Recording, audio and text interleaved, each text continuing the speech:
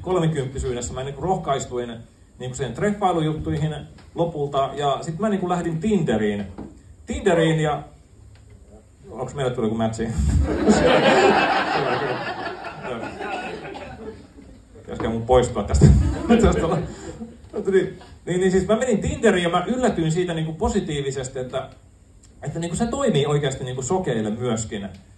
Että kun se iPhone tosiaan, niin se puhuu kaiken mulle, mitä siellä mä niin pystyn kaikkia nappeja painaan siitä ja kaikki viestit niin pystyn lähettämään ja lukemaan ja tällä. Ja ainut asia, mitä oikeastaan nyt en pysty, niin kuvat mun täytyy näyttää edelleenkin avustajalle. Ja mä voin kertoa, että se ei ole ihan ongelmatonta. Se että mä näytin kerran kuvaa avustajalle ja sitten se katsoo sitä kuvaa ja sanoo, että no, mitä nyt pitäisi sanoa, että joo, no, tavallisen suomalaisen naisen näköinen. Mä sanoin, että mä oon nähnyt viimeis 90-luvulla, että onko sillä tuulipuku vai vyölaukku, näyttääkö se Tarja Haloselle. Mutta sitten kerran mä olin niinku ehtinyt jo vähän chattailemaan sen naisen kanssa, niin sitten tuli niinku ihan älyttömän iso reaktio heti kun näytin seuraavan päivänä sitä kuvaa Lotalle, ja Lotta katsoo sitä kuvaa ja oho! Siis oho! Sitten mä ajattelin, että kerro nyt, mitä jännityksessä. Ja sitten se katsoo sitä kuvaa ja sanoo, että no, siis on tosi kaunis, että ihanat pitkät hiukset on ja kaunis hymy mutta kun siis en ole siis ikinä vaan nähnyt noin isoja mastiffeja. Ja mä en tiennyt, että mastiffi on koirarotu. Et siinä oli niinku kuva siitä naisesta sillä kahden joku jättimäisen koiran kanssa kedolla. Ja mä oon vaan sillä jee, isot mastiffit.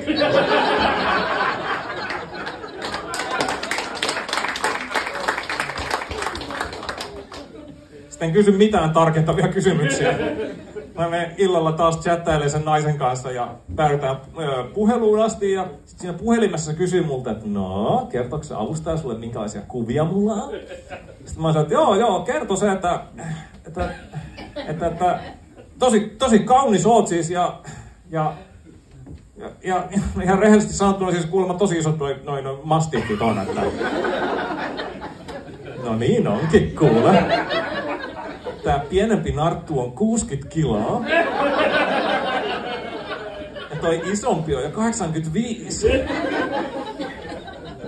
Sitten mä luulin, että se laskee leikkeen, niin mä sanoin, no siinä kyllä vasta puoli eroa. Aika rankkaa kanniskella niitä ympäriinsä. Vähän yllätyin, kun pääsin ekaa kertaa silittämään niitä. Ne oli yllättävän karvaset meidän.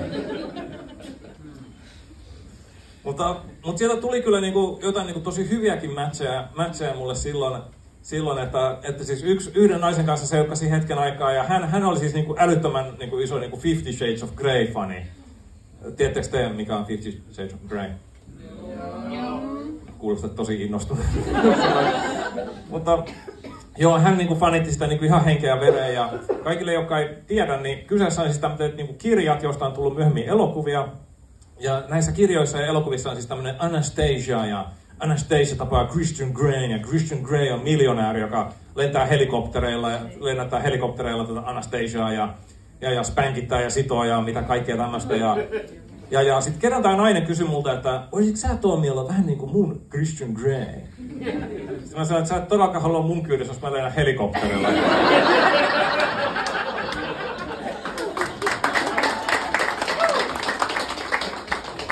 Koska mä voin kyllä tehdä sulle helikopterin. Se liike lähtee tuolta lantiosta. Rum, rum.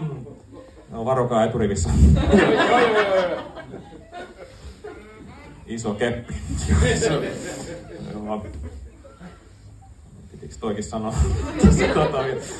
Mutta joo, se mun romanttisesta elämästä sitten vai pitikö mun jotain siitä kertoa? No, en mä joka keikalla kerro tätä, mutta hän sitten tosiaan opetti mulle näitä juttuja. Ja sitten oli tämmönen tilanne, missä mun piti osua läpsästä vyöllä häntä takamukselleen. Ja tosi innoissani kokeili sillä ja tähtäsi ja löi itteni suoraan kasseille.